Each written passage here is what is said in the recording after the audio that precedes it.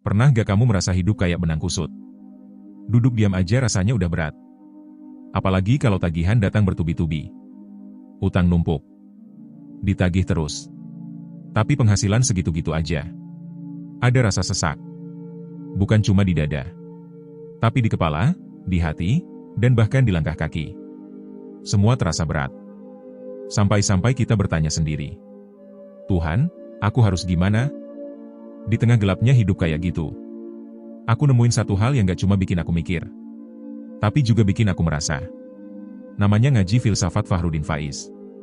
Awalnya aku pikir, ini pasti bahas yang rumit. Tokoh-tokoh asing. Kata-kata susah. Tapi ternyata, enggak. Pak Faiz ngajarin kita buat mikir, bukan sekadar tahu. Buat ngerti, bukan cuma hafal. Dan yang paling penting, buat hidup lebih tenang, bukan cuma sukses secara materi. Satu hal yang aku ingat banget dari beliau. Waktu beliau bilang begini, hidup itu bukan soal menghindari sakit, tapi soal memaknai sakit itu sendiri. Di situ aku diam, lama. Karena kata-kata itu kayak nusuk pelan-pelan. Tapi dalam. Kita sering banget lari dari rasa sakit. Dari utang. Dari masalah keluarga. Dari rasa bersalah. Padahal, justru di situ ada pelajaran.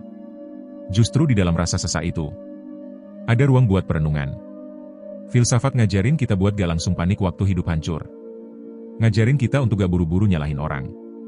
Tapi ngajak kita tanya pelan-pelan ke dalam diri. Kenapa aku bisa sampai di sini? Apa yang sedang Tuhan ajarkan padaku lewat ini? Kayak kisah salah satu temanku.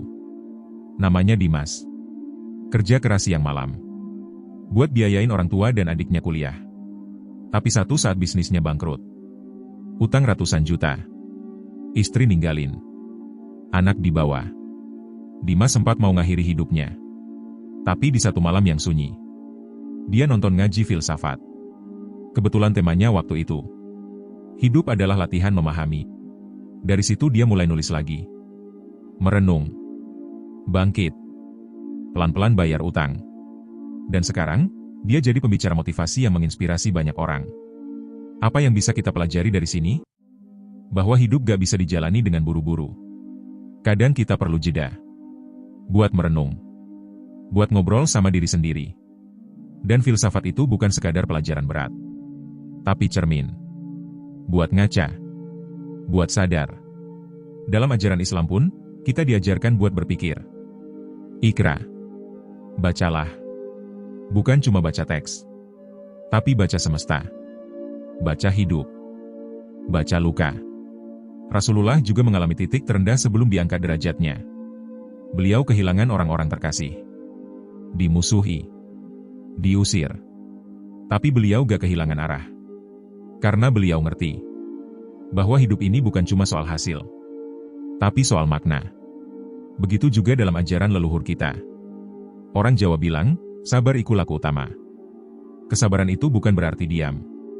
Tapi sikap tenang dalam badai. Karena badai pasti berlalu. Asal kita tahan sebentar lagi. Jangan buru-buru nyerah. Jangan remehkan kekuatan berpikir dan merenung. Karena kadang, solusi gak datang dari luar. Tapi dari dalam. Dari saat kita benar-benar ngerti siapa diri kita. Dan kenapa kita harus tetap jalan. Jadi kalau kamu hari ini lagi dililit hutang. Lagi kehilangan arah. Lagi bingung harus gimana. Ambil waktu sebentar. Duduk. Tenang. Ambil nafas panjang. Dengerin ngaji filsafat Fahrudin Faiz. Biar hati kamu gak cuma ngerti hidup. Tapi juga nerima. Karena kadang, hidup gak harus langsung selesai. Yang penting kita terus berjalan. Dan kalau kamu ngerasa video ini nyentuh hatimu, bantu orang lain juga ngerasain hal yang sama. Dengan klik like, subscribe, dan share ke mereka yang kamu tahu. Lagi butuh semangat hari ini. Karena mungkin, video ini bisa jadi titik balik hidup mereka.